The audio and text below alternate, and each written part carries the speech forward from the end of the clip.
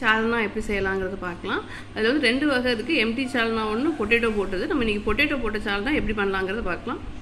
இல்லை, நம்ம இன்றைக்கி அனலட்சுமி கிச்சனில் பார்க்க போகிற டிஷ் பார்த்திங்கன்னா, ரோட் சைடில் விற்கிற சால்னா, எம்டி சால்னா ஒன்று இருக்குது, கொஞ்சம் பொட்டேட்டோ போட்டு ஒரு சால்னா செய்வாங்க. நம்ம பொட்டேட்டோ போட்டு சால்னா எப்படி செய்யலாங்கிறத பார்க்கலாம். நான் ஃபஸ்ட்டு பேன் எடுத்துக்கிட்டேன். அதில் 1 டேபிள் ஸ்பூன் ஆயில் விட்டுக்கிறேன். நம்ம தாளிக்கிறதுக்கு மட்டும் கடைசியாக தாளிக்க நல்லெண்ணெய் போட்டுக்கலாம். இப்போ வந்து நம்ம கடலெண்ணெய் போட்டுக்கலாம். நான் இதுக்கு தாளிக்கிறதுக்கு வச்சுருக்கிறது பார்த்திங்கன்னா, ஒரு 3 வரமிளகா. நான் ஒரு 3 பேர் அளவுக்கு செய்கிறேன். 3 வரமிளகா, 1 பச்சை மிளகா, ஒரு பட்டை, 2 ஏலக்காய், ஒரு பே லீஃபு, தென் இஞ்சி பூண்டு வச்சுருக்கேன். நான் இஞ்சி பூண்டு பேஸ்ட்டு அரைச்சும் தனியாக வச்சுக்கணும். இப்போ நம்ம ஃபஸ்ட்டு ஒவ்வொன்றா போட்டு ஃப்ரை பண்ணிடலாம்.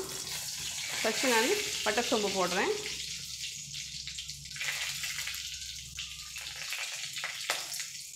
இது தெரிச்சு வரட்டும்.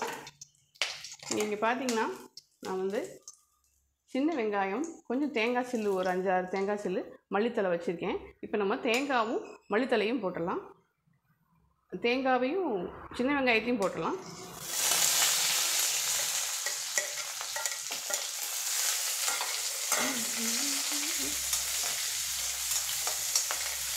இது வதங்கட்டும். இது வதங்குற டைமில் நம்ம தக்காளியை நான் கட் பண்ணிக்கிறேன். எல்லாத்தையும் வதக்கி அரைக்க போகிறோம். வெங்காயம் வதங்கிருச்சு பாருங்கள். நான் 3 காஞ்ச மிளகா, 1 பச்சை மிளகா, இந்த இஞ்சி பூண்டு போட்டுக்கிறேன். ஃபஸ்ட்டு இது வதங்கிடட்டும். நம்ம அப்புறம் தக்காளி போட்டுக்கலாம். இப்போ நல்லா வதங்கிருச்சு. நம்ம இந்த டைமில் தக்காளி போட்டுக்கலாம். இப்போ நீங்கள் இதில் பார்த்தீங்கன்னா, நம்ம வந்து கசகசை தான் இது மெயின் இன்க்ரீடியண்ட்டு. கசகசா, நான் கசகசா வந்து ஒரு டேபிள் ஸ்பூன் எடுத்து நான் தண்ணியில் ஒரு 1 ஹவர் முன்னாடியே நான் சோப் பண்ணி வச்சுருக்கேன். இல்லைன்னா பிரியாக இருக்கும். தேங்காய் இது கூட போட்டு நம்ம அரைக்க போகிறோம். நல்லா வதங்கிருச்சு. நம்ம இந்த டைமில் கொஞ்சம் மஞ்சத்தூள்,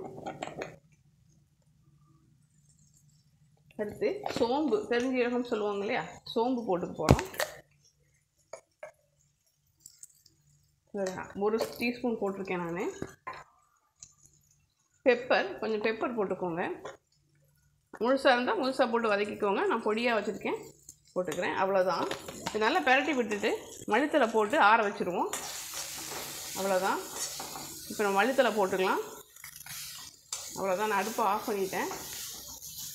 இது கொஞ்ச நேரம் ஆறட்டும். இது நம்ம நல்ல பேஸ்ட்டு அரைச்சிட்டு வந்துடுவோம். அரைக்கும்போது அந்த கசகசா விட்டு நம்ம அரைச்சிட்டு போகிறோம்.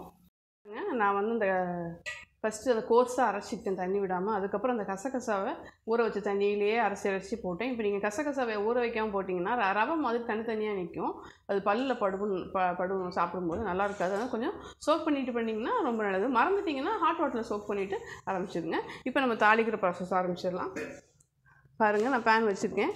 நீங்கள் இதுக்கு முன்னாடி ரெடி பண்ணிக்க வேண்டியது, இது எம்டி சால்னாவும் செய்யலாம். நான் இன்றைக்கி பொட்டேட்டோ போட்டு செய்கிறதுனால நான் வந்து பார்த்திங்கன்னா 2 பொட்டேட்டோவை வேக வச்சு எடுத்து வச்சுருக்கேன். தாளிக்கிறதுக்கு கருவேப்பிலை, கொஞ்சோண்டு 1 டேபிள் ஸ்பூன் இஞ்சி பூண்டு விழுது இந்த கிரேவிக்காக, தென் 1 பெரிய வெங்காயம், 1 தக்காளி, அது போக கொஞ்சம் தேங்காய் பால் எடுத்து வச்சுருக்கேன். நம்ம இதில் தான் குக் பண்ண போகிறோம். அப்போ தான் டேஸ்ட் நல்லா கிடைக்கும். இப்போ நம்ம இதுக்கு நல்லெண்ணெய் விட்டு தாளிக்க போகிறோம்.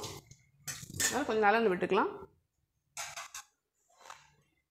வதக்கிறதுக்கு கடலெண்ணெய் போட்டேன், தாளிக்கிறதுக்கு நல்லெண்ணெய் போட்டுக்கலாம். இந்த வெங்காயம் இது வதங்கிறதுக்கு தான், ரொம்ப தேவையில்லை. இந்த வெயிலுக்கு குளிர்ச்சியும் கூட. இது எண்ணெய் காயட்டும். காஞ்ச உடனே சோம்பு எடுத்து வச்சுக்கோங்க. பெருஞ்சீரகம் சொல்லுவோம் இல்லைங்களா, அது ஆல்ரெடி நம்ம வதக்கிறதுக்கு போட்டிருக்கோம். பட் இப்போ தாளிக்கிறதுக்கு போட போகிறோம். நல்லா காஞ்சிருச்சு எண்ணெய். சோம்பு போட்டுக்கலாம். இது போட்ட கையோடு நம்ம பெரிய வெங்காயத்தை போட்டுடலாம். நீங்கள் நிறைய மெம்பர்ஸ் இருந்தாலும் அது மாதிரி வெங்காயம் போட்டுக்கோங்க. வெங்காயம் வதங்கட்டும். நம்ம இப்போ ஆஸ் யூஷுவல் சொல்கிற மாதிரி நம்ம இந்த டிஷ்ஷுக்கு தேவையான உப்பு போட்டுடலாம்.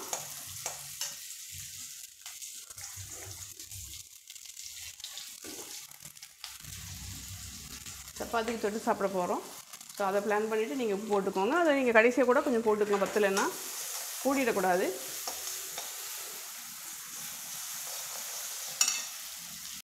பாருங்கள் வெங்காயம் வதங்கிடுச்சு. நம்ம அந்த இஞ்சி பூண்டு பேஸ்ட்டை போட்டுடலாம்.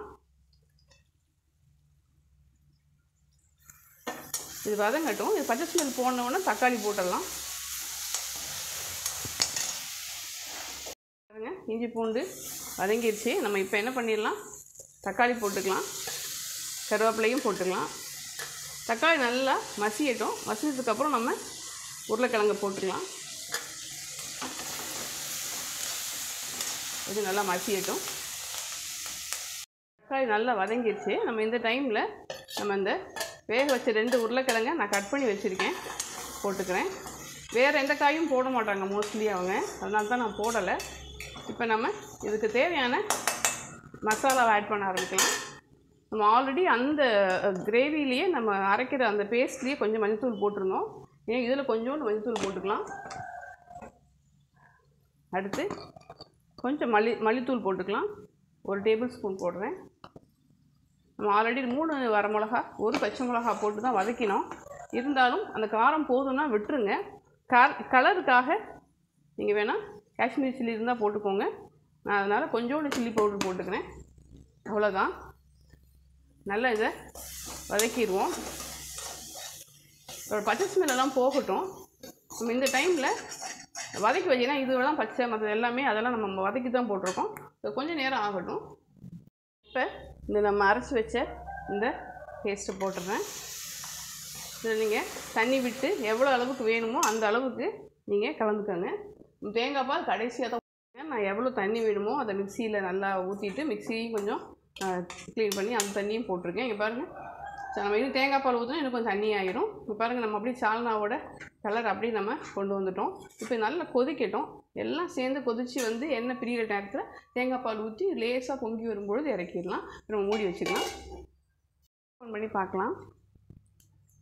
பாருங்கள், நீங்கள் சுற்றி பார்க்கலாம். நம்ம ஊற்றின இந்த எண்ணெய் கட்டி வந்துருக்கு பாருங்கள். இந்த டைமில் இது உள்ள எல்லாமே குக் ஆகிட்டுன்னு அர்த்தம். நம்ம இந்த டைமில் நம்ம தேங்காய் பாலை ஊற்றிடலாம். அடுப்பை குறைச்சி வச்சுக்கோங்க. கலர் நல்லாயிருக்கும். நம்ம வீட்டில் செய்கிறது கேஷ்யூ ஆட் பண்ணாலும் நீங்கள் கேஷ்யூ ஆட் பண்ணி இந்த தேங்காய் பாலில் கலந்துக்கலாம். இது ஒரு அப்படியே கொதித்து வராமல் நுரக்கட்டி வரும்போது நம்ம இறக்கிடலாம். தேங்காய் பால் ஊற்றினோடனே இது மாதிரி நுரக்கட்டி வருது பாருங்கள். இந்த டைமில் நம்ம அடுப்பை ஆஃப் பண்ணிடலாம். மல்லித்தலை போட்டு நம்ம டிஷ்ஷை முடிச்சுக்கலாம். ஸோ ஒரு ரோட்டு கடை ஸ்டைலில் உருளைக்கிழங்கு போட்டு ஒரு சால்னா நம்ம பார்க்குறோம். ஒரு எம்டி சால்னாவும் அடுத்த வீடியோவில் போடுறேன். பாருங்கள், சப்பாத்தி பரோட்டாலாம் ஆசமாக இருக்கும். பசங்க அதுக்காக தான் அங்கே வெளியில் சாப்பிட ஆசைப்படுவாங்க. நீங்கள் வீட்டிலேயே பண்ணி கொடுக்கலாம். இன்னும் ஒரு சூப்பரான டிஷ்ஷோட மீட் பண்ணலாம். மறக்காமல் சேனல் லைக் பண்ணுங்கள், ஷேர் பண்ணுங்கள், சப்ஸ்கிரைப் பண்ணுங்கள். தேங்க்யூ.